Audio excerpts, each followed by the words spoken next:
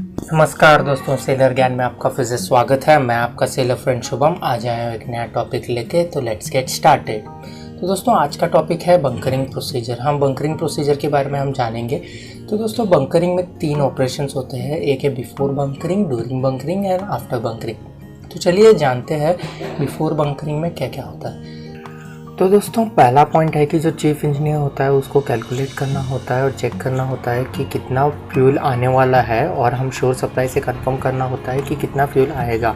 तो दोस्तों इसके बाद में दूसरा पॉइंट है कि हमें कभी कभी टैंक्स को एम्प्टी करना पड़ता है या फिर ट्रांसफ़र करना पड़ता है, क्योंकि जो न्यू ऑयल आता है उसका हमें क्वालिटी और क्वांटिटी पता नहीं होता, इसलिए हमें चेक करना पड़ता है।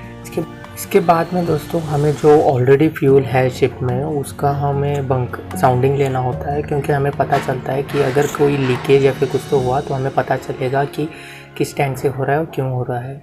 इसके बाद में दोस्तों सभी जो बंकरिंग प्रोसेस में जो लोग इन्वॉल्व हैं उनके पास मीटिंग की जाती है और इसमें जाना जाता है कि कौन सा टैंक भरना है और सीक्वेंस क्या है टैंक्स का भरने का और कितना बंकर आने वाला है। तो ये सब हम उसमें डिस्कस करते हैं। इसके बाद में दोस्तों हम साउंडिंग लेते हैं सभी टैंक्स की बंकरिंग करने से पहले, और हम चेकलिस्ट भी फिल करते हैं क्योंकि कुछ हमें मिस नहीं करना है। और जो भी डेक पे जो भी स्कपर्स होते हैं वो सब हम प्लग इन करके रखते हैं।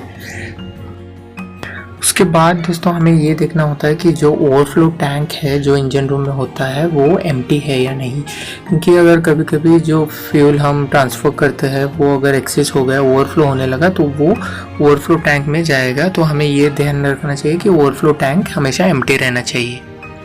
फिर इसके बाद ये देखा जाता है कि प्रॉपर लाइटनिंग है या नहीं। और उसके बाद दोस्तों जो 10 पॉइंट है ये खास करके उन लोगों के लिए है जो सब धुआं करते रहते हैं। तो दोस्तों उनके लिए कहना चाहता हूँ कि थोड़ा आपको रुकना पड़ेगा। नो स्मोकिंग नोटिस जारी की जाती है, तो आप उस टाइम पे नहीं स्मोक कर सकते। अगर आपने किया तो आप धुएं के साथ आप भी उठ जाओगे। इसके बाद जो भी साइंस एंड सिग्नल्स है वो सब समझाए जाते हैं, क्योंकि इमरजेंसी के वक्त हम वो साइंस और सिग्नल यूज़ कर सकते हैं। और जो रेड लाइट या फिर रेड फ्लैग होता है वो मास्ट हेड में राइज किया जाता है, और देखा जाता है कि जो अपोजिट साइड बंकर का मैनिफोल्ड होता है वो क्लोज है और क्लियरली उसको ब्लैंक ऑफ किया गया है।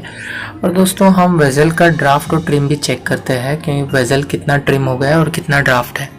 इसके बाद हम जो भी सोपेप इक्विपमेंट्स है अपने वो ढंग से है और बराबर है कि नहीं चेक करते हैं, क्योंकि अगर कोई ऑयल स्पिल हो गया तो वो हमें काम आएगा।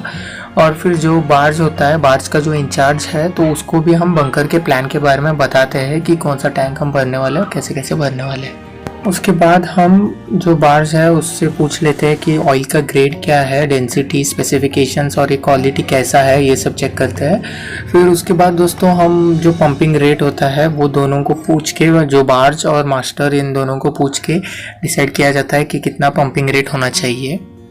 इसके बाद दोस्तों वो जो होज है वो मैनिफोल्ड से कनेक्ट किया जाता है और होज की कंडीशन चेक की जाती है प्रॉपरली, और वो जो कंडीशन है वो चीफ इंजीनियर को बताई जाती है। और दोस्तों बहुत सारे बंकर सप्लायर्स है वो उनके खुद के क्रू मेंबर्स भेजते हैं प्रॉपरली कनेक्शन के लिए, क्योंकि वो डाउटफुल में नहीं रहना चाहिए कि कनेक्शन अच्छे से हुआ है या नहीं। और शिफ्ट स्टाफ को भी रीचेक करना पड़ता है, क्योंकि कुछ लीकेज होने के कारण कुछ बड़ा एक्सीडेंट हो सकता है। इसके बाद एक बार जब कनेक्शन बन जाता है तो चीफ इंजीनियर इंश्योर करता है कि जो बंकर फ्यूल है वो प्रॉपरली बंकर टैंक में ही जाएगा। वो मेन मैनिफोल्ड वॉल को बंद रख के ये चेक करता है कि प्रॉपरली वो बंकर जाएगा या नहीं। इसके बाद दोस्तों एक प्रॉपर कम्युनिकेशन अरेंज किया जाता है बार्ज और शिप में कि कैसे हो रहा है वो सब पता करने के लिए। तो इसके बाद जो बार्ज होता है उनके सभी बार्ज वालों के पास एक इमरजेंसी स्टॉप सप्लाई स्विच होता है। तो दोस्तों ये हमें इंश्योर करना होता है कि ये प्रॉपरली वर्क कर रहा है। ऑपरेशन हम शुरू करने से पहले हम ये चेक करेंगे कि जो इमरजेंसी स्टॉप बटन है, स्विच है, वो प्रॉपरली वर्क कर रहा है या फिर नहीं। और एक बार दोस्तों अगर आपके सभी चेक्स कंप्लीट हो गए तो आप फिर अपना मैनिफोल्ड वॉल ओपन कर सकते हैं बंकरिंग के लिए, और आपका प्री बंकरिंग प्रोसीजर यहाँ पे ख़त्म होता है। इसके बाद में हम बात करेंगे ड्यूरिंग बंकरिंग प्रोसेस की। आगे बढ़ने से पहले कहना चाहता हूँ कि अगर आप अब तक वीडियो देख रहे हो तो वीडियो को एक लाइक ज़रूर दीजिए दोस्तों, और अगर आप इस चैनल पे नए हो तो सब्सक्राइब कीजिए और stay tuned for more videos. तो चलिए अभी बात करते हैं ड्यूरिंग बंकरिंग प्रोसेस की। तो दोस्तों इसमें पहला पॉइंट है कि जब बंकरिंग हम स्टार्ट करते हैं तब पंपिंग रेट बहुत लो रखना पड़ता है, क्योंकि हमें पता नहीं होता कि वो सेम टैंक में आ रहा है या नहीं। वो चेक करने के लिए हम पंपिंग रेट उसका स्लो रखते हैं। उसके बाद में दोस्तों जो शिफ्ट स्टाफ होता है उनको वो साउंडिंग लेते रहना चाहिए जिस टैंक में हम ऑयल डाल रहे हैं उसका, और जो टैंक्स ऑयल हम नहीं डाल रहे उनका भी, क्योंकि हमें पता करना है और इंश्योर करना है कि ऑयल सेम टैंक में जा रहा है। और जब हमें कंफर्म होता है कि ऑयल सही टैंक में आ रहा है तो जो पंपिंग रेट हमने पहले एग्री किया था उस रेट पे हम पंप करते हैं। और जनरली दोस्तों सिर्फ एक ही टैंक फिल किया जाता है एक मोमेंट में, क्योंकि अगर मोर देन वन टैंक अगर एक टाइम पे फिल करना शुरू किए तो ओवरफ्लो और लीकेज के चांसेस बहुत होते हैं, इसलिए एक ही टैंक किया जाता है। मैक्सिमम दोस्तों 90% फिल किया जाता है एक टैंक, और जब वो 90% पहुंचता है तो बार्ज को बोलते हैं कि उसका पंपिंग रेट लो कर दे, और उससे हम लो पंपिंग रेट में हम धीरे धीरे उसको टॉपअप कर देते हैं। दोस्तों बंकरिंग के वक्त हमेशा रेगुलरली साउंडिंग लिया जाता है, क्योंकि इंश्योर करने की कुछ गलत नहीं हो रहा। इसके बाद हमें बंकर का टेम्परेचर चेक करते रहना चाहिए रेगुलरली, क्योंकि अगर बंकर का टेम्परेचर कुछ ऊपर नीचे हो गया तो बंकर शॉर्टफॉल हो सकता है। और हमें कंटिन्यूस बंकर का सैंपल भी लेना होता है बंकर सैम्पलिंग कॉक से।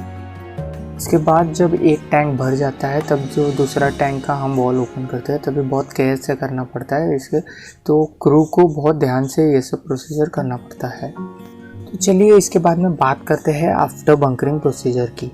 तो आफ्टर बंकरिंग प्रोसीजर में फर्स्ट पॉइंट है कि वो अपना बंकरिंग फिनिश होता है तो उसके बाद में हम पाइप में से एक बार एयर ब्लो करते हैं, क्योंकि जो भी पाइप में जो फ्यूल बचा है वो निकालने के लिए। और उसके बाद में दोस्तों ये क्या ध्यान रखिए कि आपको कभी भी बंकर सप्लाई जो लाइन है जो कनेक्ट होती है बंकर शिप और रिसीविंग मैनिफोल्ड से, उसको कभी ओपन नहीं करना है, क्योंकि कभी कभी अगर शॉर्टफॉल हुआ तो बंकर फिर से उसमें से भर देगा। इसके बाद में हम ड्राफ्ट और ट्रिम शिप का चेक करते हैं, और जो जो टैंक्स बंकर किए हैं वो उन टैंक्स का साउंडिंग लेते हैं। और दोस्तों हम उसको ट्रिम और हील अपना शिप का करेक्ट करते हैं, क्योंकि जितना वॉल्यूम बंकर हुआ है उसे हमें करेक्ट करना होता है।